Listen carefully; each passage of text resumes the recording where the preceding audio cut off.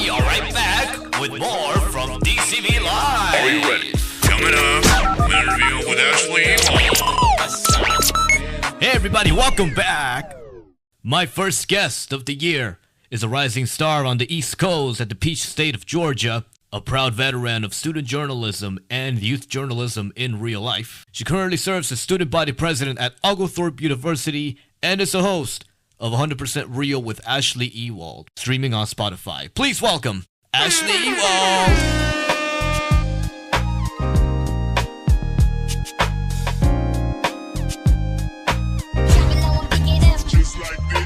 Ashleigh, thank you so much for being here. Thank you. Thank you, everyone. Thank you so much, Jeremy, for having me on and allowing me to be part of this wonderful podcast. I'm so glad to speak with you, and I cannot wait for your questions. Man, I have to say, this is the best intro since CNN began to learn how to host a presidential debate. Like, this is very, very astounding. And by all means, it's an honor to have you on. And before we even dive into just the greatest schisms of Gen Z politics and voter turnout and just the roles that you took throughout your life, you know, that get you to where you are, I wanted to ask firsthand, how was your holiday season and what are you looking forward to in 2024? That's a really good question. So my New Year went really awesome. We had family over and stuff like that. The day before New Year's, so New Year's Eve, like I do every single year, I pull out a Google Doc and I separate my goals and what I look forward to for the entire year into personal, professional, and financial goals. So for my personal goals, obviously, I have things about like how I can improve my mindset. What are the things that I kind of like could have worked on from last year? And how can I make that better now, right? One of them is having to feel like I have to prove myself to people who either, you know, may not be the biggest fan or I don't know. I feel like I need to prove hey, this is who I really am and stuff like that. And I truly am somebody who wants to make a change and stuff like that. But like, that's one of my personal goals that I'm working on. Like, you don't have to always prove yourself. In fact, you just be. And I've been learning to do that throughout last semester until now.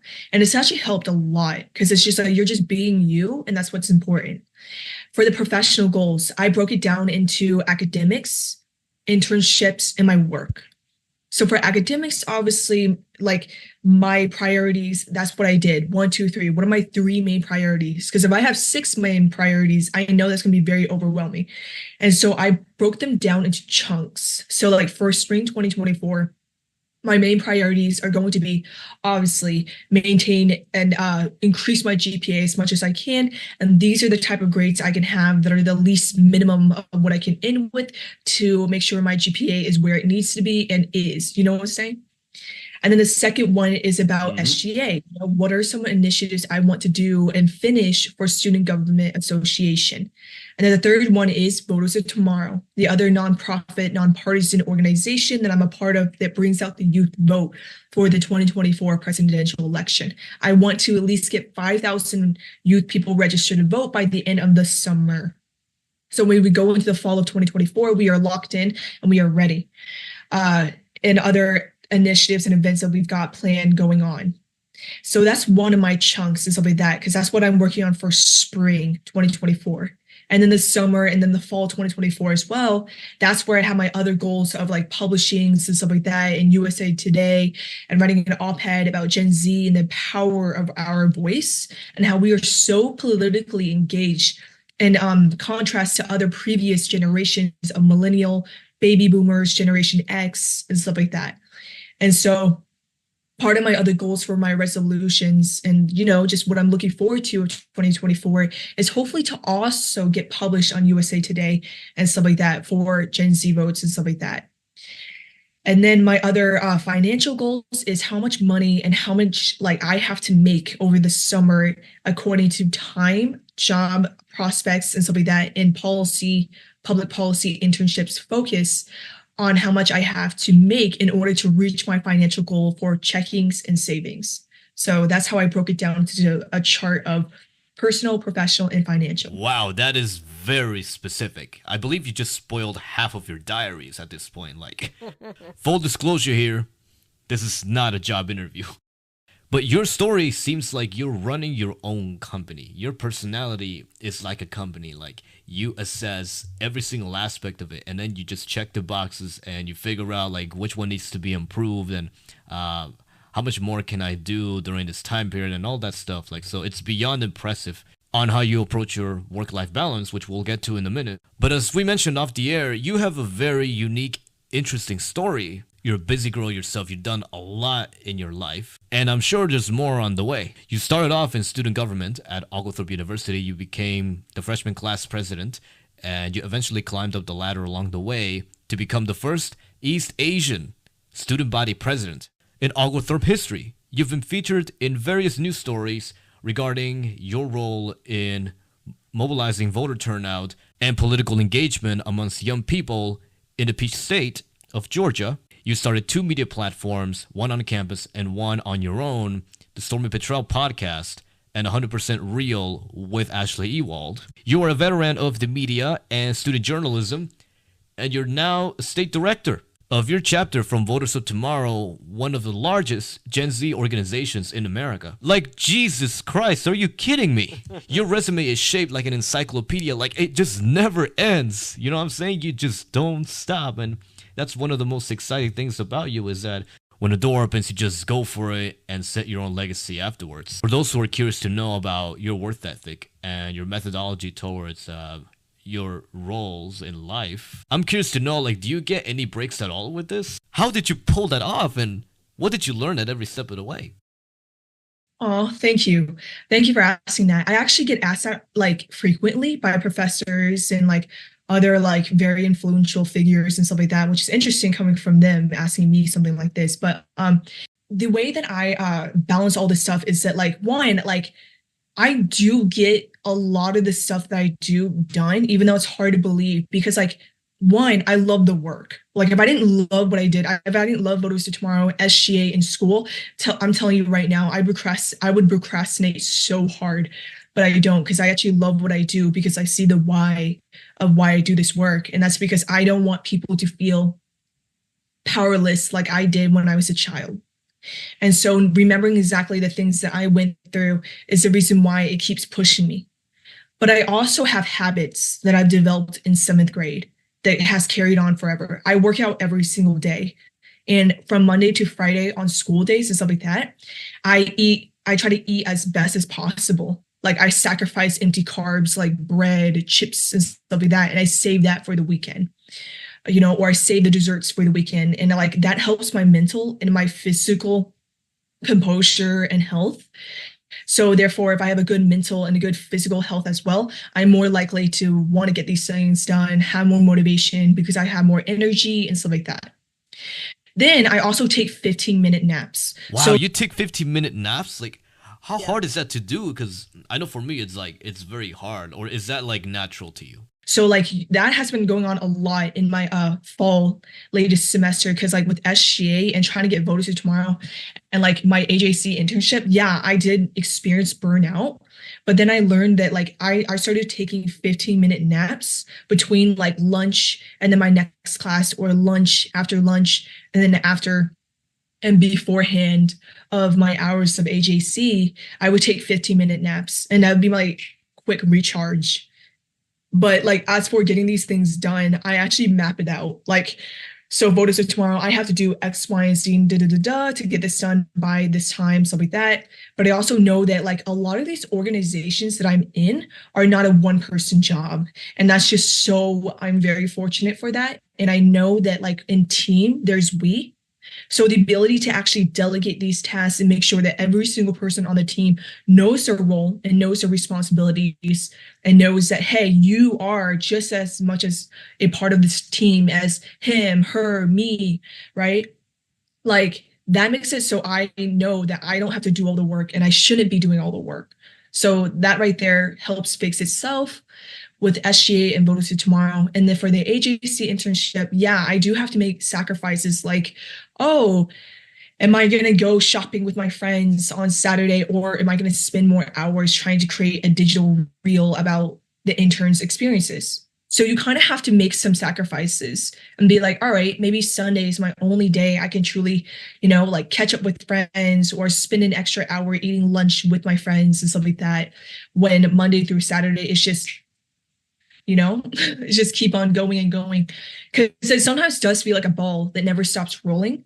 But like, I like the rush, and I like the stuff that we've been able to get done back in the 2022 midterm elections, and just seeing the work unfold when everybody is a part. It's just so meaningful and powerful that it's like, I don't see why I wouldn't want to do this work. And that's how I am able to truly, like, I won't even say balance, but this is how I get it done, and it does take a lot of patience, because a lot of the times there's so much failure, but other than times, like, my therapist is telling me it's not failure, it's just you having setbacks and never stop. Because, like, I've had setbacks where I can't have an event in a certain location. So we had to move the entire date, the entire time, and the entire location.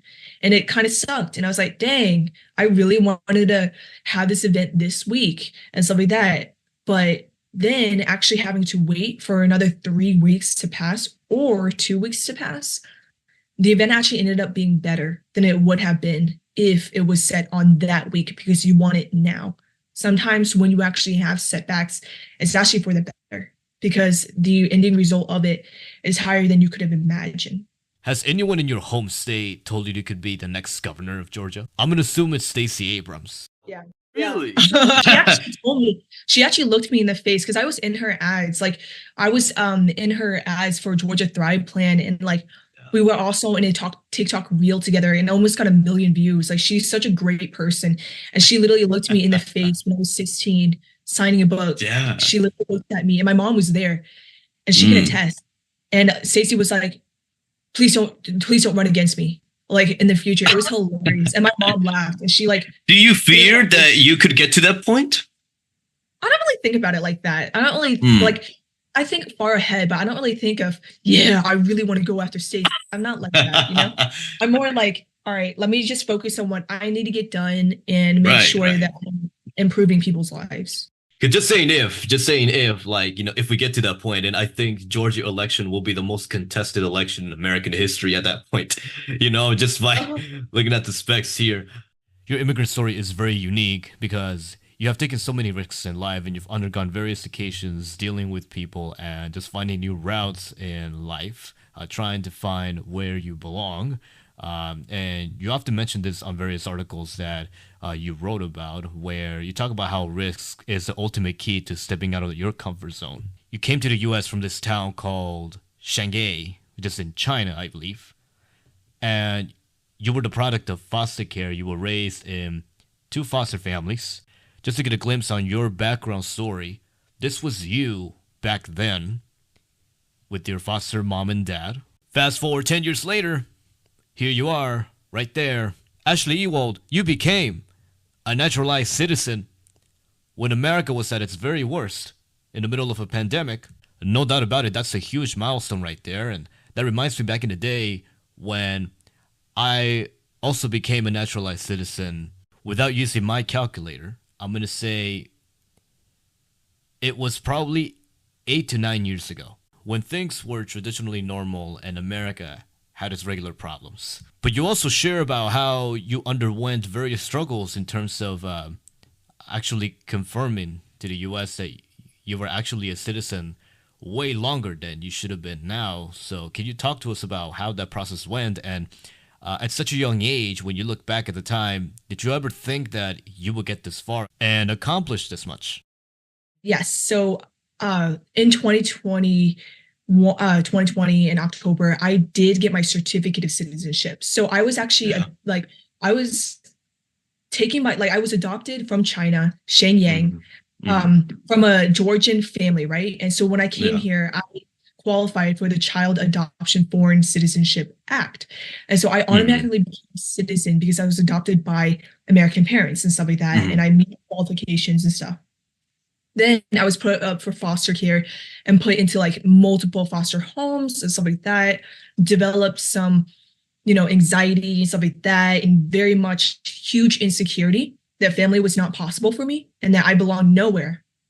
And then I was adopted the second time by my family that you just saw, my mother and my father. And they did not really know much about immigration because obviously our immigration system is very broken. And I very much experienced that due to obviously this picture of the fact that I couldn't get my license when I was 16 because I didn't have that one file piece of paper certificate of citizenship. That was proof that I automatically became a citizen, because on that certificate of citizenship, it will say that I became an automatic citizen back in 2011 or like, you know, back then when I was a kid, but I got the certificate part in 2020 to prove that. So that already there was a huge setback. And I was just so anxious. Like I was scared.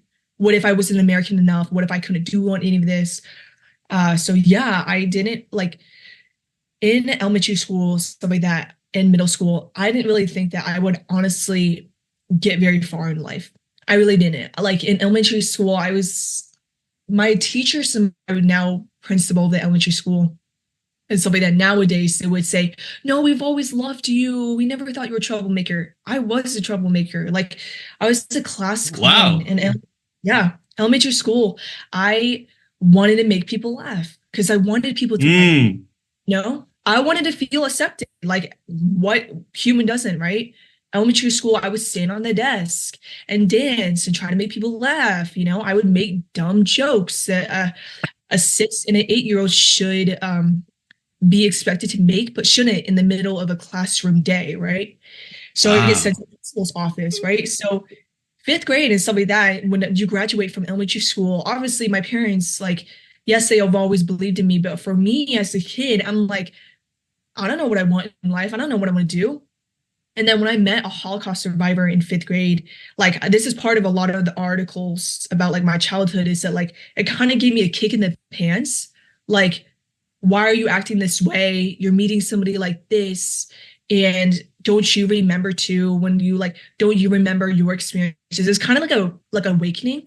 So in middle school and stuff like that, when I had friend trouble and stuff like that, and the mean cool kids began to make fun of me and how like I didn't fit in and stuff like that. I was a weird kid back then, and I still am, but not in a weird way where people want to alienate me. But there's nothing wrong with being weird and different. And so in middle school, like there was a popular group kids and stuff like that, and there was one of them that I truly loved, and I got left out of it. And that's when I realized that like when I met my social studies teacher, she helped steer me into the right direction. We had debates, stuff like that. And I presented speeches to the class, and she was in awe, and she pulled me aside. And for me as a kid who I'm used to getting scolded and like let down on, I literally was like, oh, what did I do this time? You know, because obviously she pulled me out of class and she's like, can I talk to you? And I was like, yeah. So I was scared, like, oh, am I in Did she trouble? say that with like full authority, or did she say that with like she a was smiling face around? No, she said it in like a serious way. And she's like, okay. She asked me, where did you learn how to speak like that? That was amazing.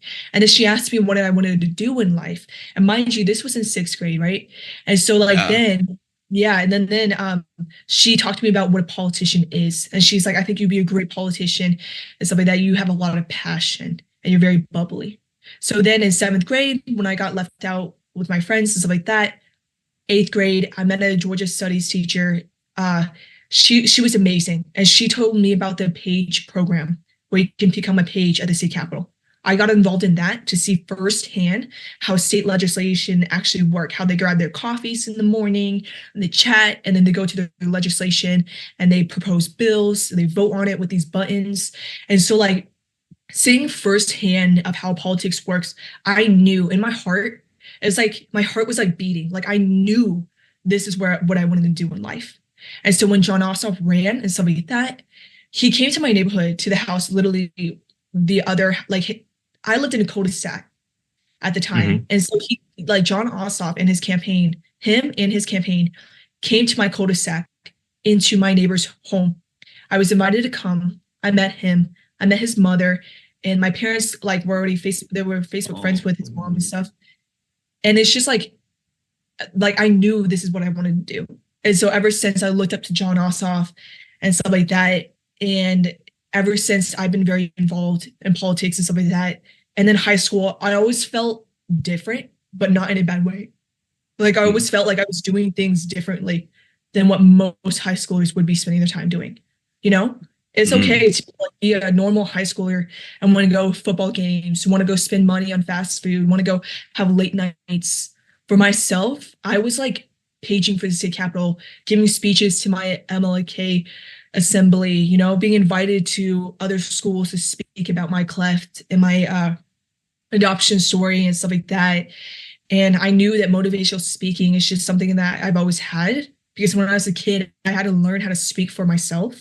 So like building that public speaking is just something I became so like, I'm not afraid to speak in front of large groups of people because I had to when I was a kid. So yeah, in high school, I always, more than just did I ever think that I would be where I am now, I never thought I would. I just always thought I really hope that I could make something out of myself and just help people along the way. We'll be right back with a quick commercial. Yeah. Hello. What you thought? Get my dip on, slide to my slip on. Sketches. Bopping to the beat with some sketches on my feet. What you wearing? Sketches. Now, you're an undergrad at Oglethorpe University, where you're majoring in political science and you're minoring in economics. For those who don't know what Oglethorpe is all about, how would you describe student life out there? Yeah, so Oglethorpe University it's a small liberal arts college and stuff like that has a very tight-knit community. We have about 1,200 students of undergrad, freshman, sophomore, junior, and senior all together. So what's really interesting and unique about this is that this community is kind of built on support foundation, where admin, professors, and stuff like that work really diligently to make sure that students are heard and like are able to actually like, hey, get the help that you need. We have about like 15 students in our classes, and sometimes 9 in our classes, depending on what department you are majoring in. And so like for my politics department, we usually have like 9 or like 15 if that professor's class is really booked and people really want to take him or her. It's just like Oglethorpe is very special because it's like unique in a way where other colleges that are bigger or have like 10 to 30,000 students, some students might feel left behind or like they're ignored or they can't be a big fish in a small pond. Oglethorpe allows you to do that and actually encourages you to do that. And Oglethorpe University is a special place because you actually get to know what it's like to meet other people and actually keep those relationships and know what it's like to actually know what people over policy means. Like I learned in my Oglethorpe time and right now is that like these are people.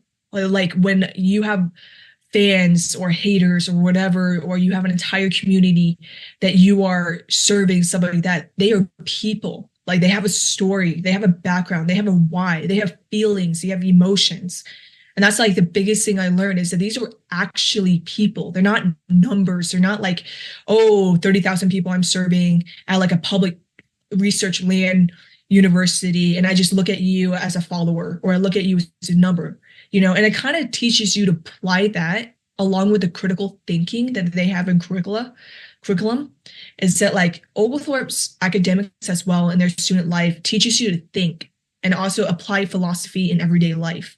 So when you look at like the news and stuff like that, and you see a lot of cultural or political news, like oftentimes you can pinpoint and see which influencer or celebrity, politician, actor, sports athlete, and stuff like that, and which one of them actually cares about people. Because like that is just so important when you vote, when you go to a concert, does that person actually care about people? Or do they actually look at you as just a number or a follower? Like we're not numbers, you know, like at a small knit community, you can clearly see that they're people, you know, and when you actually listen to them and hear them, either they're crying over something or they're tough on something or they're passionate when they speak on something, you learn from them. And that teaches you to build meaningful connections. And a lot of times we try to build meaningful relationships without actually knowing what it means to do so or what is a meaningful relationship. We just try to do it without actually understanding the definition. And I used to be that person. in high school and in my freshman year of college. I used to be somebody who's like, yeah, you're just another network. But then when you actually undergo Oglethorpe University, you realize that it's more than just networking. Oh, I really want to help. Let's make this a transaction kind of relationship. It's actually about scratching like below that and going deeper into what it means to serve people and to actually know what it looks like to look another human in the face and see them as like another story that needs to be shared or told, and to like make sure that everybody like feels heard, because that's what makes Oglethorpe so special. And here it is. This was you right there when you found out that you became the first East Asian student body president of Oglethorpe University. What was going through your mind around that time? I wasn't shocked, but I was more like stunned. Like, I remember when I was a freshman, being a freshman class president, creating the Story Puget Times podcast, creating LinkedIn workshops to help people like boost their LinkedIn profiles or create educational workshops. But my reaction was like, well earned. Like, I feel like I truly fought for it, and it wasn't just handed it to me. Because at first I did have imposter syndrome and be like, oh man, since I was already mentored by the previous president, I feel like I just was like meant to have it. But then after like really self-reflecting, I realized that I actually earned that, and that it's not imposter syndrome. I earned that, and I earned the people's trust, and just being myself like showed people genuineness, like genuine, like people know when you're genuine, and when you care. And I think that like put the nail in the coffin and showed it. So I was very grateful more than anything. Talk to me about the work behind the scenes that it took to come up with these two enormous platforms. Your first podcast, the Stormy Petrel Times, was designed to deliver campus news and any other news involving student life and the work behind the scenes that students and faculty do at Oglethorpe University. And before that, you launched your own show called 100% Real with Ashleigh Ewald, both embodying the backbone of student journalism. How did these platforms shape your perspective on the state of youth journalism today and impacted your vision on democracy and activism? Yeah. So in the pandemic time and stuff like that, in 2020 junior year, in the spring of my junior year, when we all got back from Disney World for an SGA trip, pandemic broke out. Everybody was on lockdown. Everybody was virtual, right? I struggled with my mental health because obviously I'm a people person and stuff like that. And I just had the worst time of my life other than being a foster child. And my therapist was like, you should journal. And me being a little like not optimistic person during the pandemic in the beginning, I was like, no, why should I? No. Then I changed my mind, right? And I started writing down like what I was going through. And Instagram kind of helped me because I got to interact with people like who are verified. Like, we didn't have buy your verification now, because it was 2020, like people who were actually verified and earned that and are like notable, like I began connecting with them. So I learned a lot, and I started taking notes and stuff like that, and surrounding myself with my SGA who are very high achieving people. Like, I started writing, right? I started writing about and putting my full experiences and my mood and everything and facts into that. So I started writing for the Thought Catalog. It's a digital youth magazine that has millions of viewers each month. I got rejected a bunch of times, right? But then I got accepted on this article called Why Slow is the Key to Fast. Why slow wins the race. And when I was writing about that, I remember writing that article. It was about not comparing yourself to other people and not saying, oh my gosh, I'm 17 and I don't really feel like I've accomplished much with my life. Like, I wrote about how, everybody has their own journey, and like, you have to understand is that like, you can't compare yourself to a musician who's your age and started when they were 6, when you were in a foster home and you were 6 years old and you literally want to be a politician. Those are completely two different things, So I like wrote about that. And then over time, like 2 weeks went by and stuff like that, and hundreds of people were sharing it. And it's like, holy cow, like over 1,000 people shared that article. It's like, no way. So then I kept on doing it and kept writing for like got some rejections, but then my other ones got accepted after I made retweets and worked with the editor just to like, retweet it and stuff like that. And like it just changed my world, because like a lot of times we listen to music and we're like, yeah, these artists are singing about their experiences, they're singing, and like filmmakers and actors are putting their experiences and like work and heart and soul, literal heart and soul into their work. That's what I did with my journalism. I put my heart and my soul into writing and into journalism so I can make sure that people can learn from my story to not do this and try that instead, as a way to make sure that people knew that they are not alone, especially in the pandemic.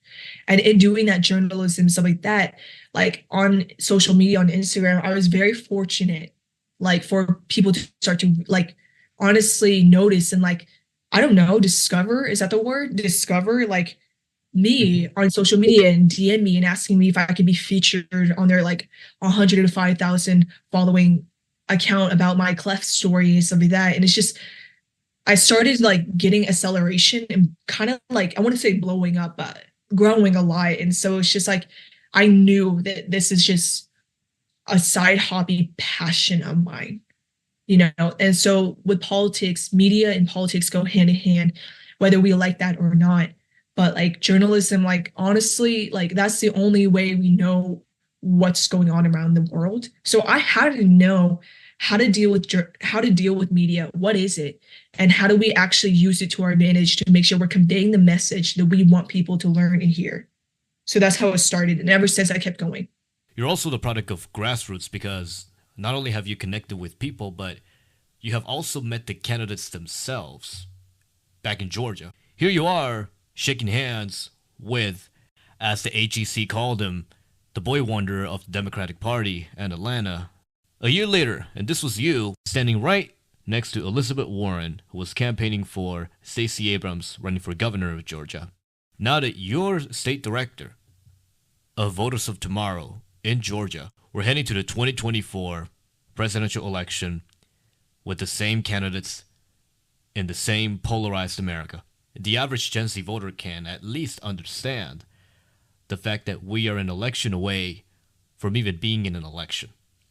And I say this because in the past two elections, well, 2020 and 2022, we have turned out in massive numbers. We have set new records on every election. 26 million people have turned out and casted their ballots in 2020, and over 30% of young voters ages 18 and above did the same thing in 2022. Can you give us a sense on what is it that you're going to be looking at as we head on to the 2024 election in terms of the Gen Z vote?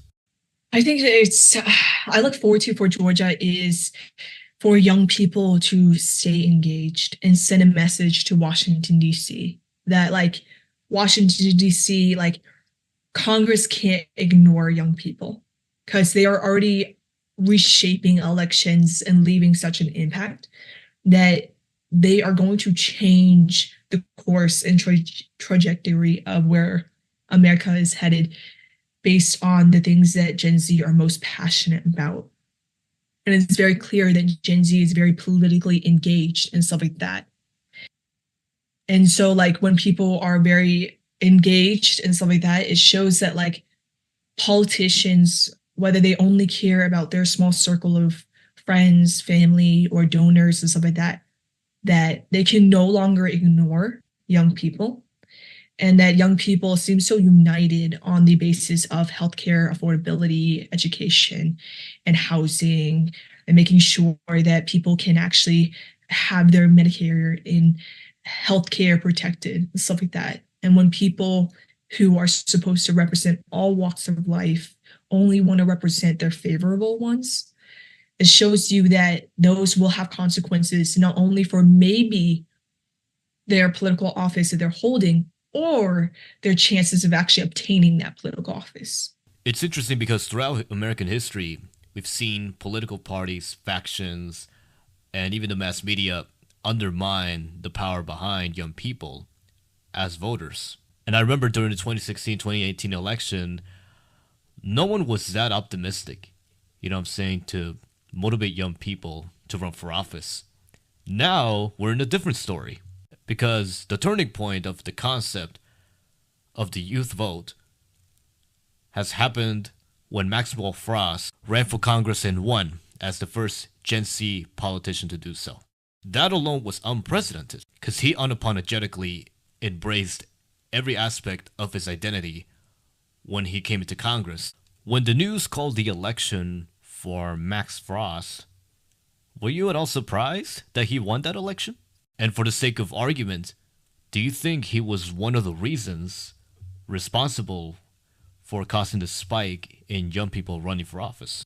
In 2022, I did expect for Gen Z people to run, and I definitely expected and looked forward to young people becoming involved because I was always surrounded by people who are like that. Like I've always surrounded myself with people who are go-getters and are change makers. So it did not surprise me that the fact that Gen Z person would run and win, and then young people also become involved. So that was not surprising because a lot of my friends are people who are doing that. And my other friend too is also running for state representative, and he's 21, and I've known him since 14. So I'm just like, okay, obviously I'm not shocked because I love those people who do that kind of stuff, and I already hang out with them. So it's kind of like, yes, you will. And just to circle back a little bit on the time that you campaigned for these candidates, did you get any helpful advice from any of them? Yes. So for the first one, Asaf's mother gave me advice about how when I was 14, she said to me, she's like, keep a track record of all the things you're doing. So if you really want to be a politician and a motivational speaker, you need to make sure that 5 years from now, people can look you up and see that. Right. And she said that and that's why I knew journalism was so important. You have to have a paper trail. It's one thing to be 20 and then 21. And I thank her for it now. Because she could not be more right. I'm 21 years old now. And people can look me up and see that ever since I was 14 and stuff like that, I've been doing stuff. And I don't have to tell them that. They can see it. There's a paper trail versus somebody, for example, when I was a freshman in college and stuff like that, running for freshman class president, I had a link tree and I created my LinkedIn the summer before freshman year of college. And that really saved me. That really helped me a lot when I was campaigning. I was like, I really want to do this and that for our freshman class and stuff like that. And I can get it done. Here's proof. Go on my Instagram. Here's proof. Look me up. Here's proof. Look me up on LinkedIn. I can get it done. That's my proof. That's my track record. So the other people that were running against me, I looked them up on social media and stuff like that. Ever since high school, I've always used it as a way to be a platform and make sure that I can use it. So when I do run for office, I can still use that same exact Instagram that I had since I was a sophomore in high school. And they can go back and always see all the things I did back then, and all the comments from all those influential figures and stuff like that. I knew that this is very futuristic thinking, but this futuristic thinking is a big advice that the Asaf family gave me. It's be present, but you have to leave a paper trail. You have to, because it's one thing for your other candidates. For example, my freshman class president, and somebody that the other candidates were saying, yeah, I can get it done too. Ashley thinks she's all that. But then when you look them up and they don't have a LinkedIn, or when you see all their stuff, it shows you who's done the work and who has the entire track record of getting things done. And that's the person who probably will win. And I could not be more accurate on that, which I'm very fortunate to say that I took the Asaf's advice. For Stacey Abrams, the whole be vigilant, stay active, don't be passive, don't give up, is something that I still hold with me to this day. Your show, 100% Real, with Ashleigh Ewald, has been on the air for more than 2 years. And this is no joke, but FeastSpot Media released their own report where they ranked your show as one of the top 10 best student talk shows in the country. And as someone who comes from a journalistic background, and we can relate to this since we both have platforms, we both got involved in student journalism, you featured several guests, each with its own unique story. So how was your first-hand experience like dealing with an audience? Yeah, so it's a very humbling experience when you know that it's for them, produced for them. And without them and the listeners and the guests too agreeing to be on the show and spending time to do it and making time, I wouldn't have been able to get to this far with the podcast without any of them. And this is not about me, this is about them, and this is about we. And so like, it's been a great experience so far with the audience and stuff. And it's like, in the beginning, I actually proposed this podcast to be about, it wasn't even supposed to be called 100% Real with Ashleigh Ewald at the time. I wanted to create a podcast for my high school, and some people, my SGA, shot it down, saying that, oh, well, what if it's not successful and stuff like that. That's when I came out with an article about how choose yourself, believe in yourself, you know, even though others may not.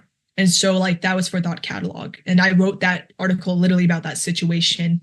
And thank God that it actually like got accepted and like got a lot of positive shares and stuff like that. So yeah, and just the honest too about this is like, I wanted them to be able to see themselves within the guests that I interview. Which media outlet do you think your show will fall into? I cannot say. I have no idea. Just make your own media outlet and start from there, you know? You know what I'm saying? Make things easier for everybody. On a different note, when Americans are exposed to the mainstream media that is currently privatized and that will most likely continue to rise despite the many efforts we do in terms of making sure that we have a public press available at all times, you're seeing a rise in independent media that is, in its unique way, different from the way that mainstream media operates. You have various left-wing and right-wing news outlets that tell you the news you need to hear, but the bias within every news story kind of kills the whole mood for anybody, and it takes away the interest of us from even caring about the news in the first place. I'm curious to ask you about this because you've been in the newsroom yourself when you interned for the Atlanta Journal-Constitution. You've seen how they operate. From the lens of a Gen Z voter, where do you think the future of the press will go from here? Yeah, I think that I see the stuff that needs to be done first. Like for independent media, we need Republicans, conservatives, liberals, Democrats, moderates, and independent writers to be writing for independent news outlets. Because let's face it, leftist and right media outlets are being written by leftist writers and right-wing writers for the outlets that are leaning right or left, because obviously these are journalists and journalists are people. And unfortunately, you can hear a lot of bias within people's writings. And like, I can tell somebody's a liberal. I can tell somebody's conservative. I can tell if someone's moderate based on their writing and stuff like that when they write for certain outlets and stuff like that. And they're human, right? They're going to put unconsciously their little bias based on the word choices they use and stuff like that. But with independent media, it has to be written by all facets of the political spectrum to give that independent one. Because like you can't just hire a journalist and be like, hey, write for the AP News, please. You're hired. You need to write for this independent news media. And like inside they're like a deep liberal, right? Like that's going to show in that independent news, like articles that they write and stuff like that. And then therefore that's going to show and stuff like that. And then that news outlet that's supposed to be independent is going to kind of lose some respect due to if some of the audience can pick up on it and be like, whoa, this article is definitely written by somebody who just does not like Nikki Haley or thinks that she's X, Y, and Z or does not like Trump, etc. That's an example. But if independent news media can actually give more voices like conservatives and moderates and independents writing stuff like that, like you're not supposed to show your political affiliation in independent journalism or even in journalism in general. When you're trying to report and stuff like that, you're not supposed to do that as code ethics in journalism and stuff like that.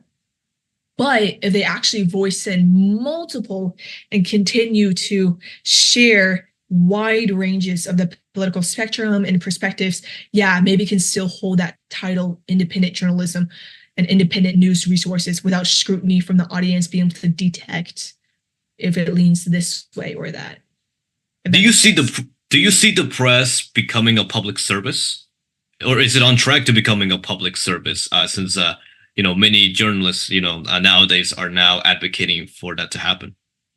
Yeah. So I see that I believe that journalism is meant to be a public service. That's the overall reason why journalism should exist, is to like help people be aware of certain things and topics and just be aware of news in general. However, I think it's about perspective. Like for certain media outlets and stuff like that, it may be a public service. Obviously, yes, it is a public service, but for who? I think that's the big question, is for who. Now, lastly, we're now seeing reports, surveys, data, and polls now confirming that Gen Z voters are not necessarily voting on political affiliation, but are now voting on the issues that candidates will be running on and representing their values. Could you lay out for our viewers what policy issues do you think young voters will vote on in this election? I think the respect and belief for the presidency. I think that there's a lot at stake, whether it's reproductive accessibility, safety accessibility, whether it's educational affordability and protecting insurance coverage for young adults. Rent is going skyrocketing and stuff like that. Like what's at stake is, I believe, is democracy and the right for citizens, Americans, to vote in a way where their votes are not being challenged, or people are not looking at them and questioning whether they really are an American, and just other certain communities that are being discriminated for existing and stuff like that. Like what's at stake is the fact that, like, honestly, for example, if Trump gets reelected and stuff like that, he's already admitted that, like, he's already admitted so much about the poisoning in the blood and stuff like that. And like, it's language like that is used. Like, obviously this man says what's in his mind, right?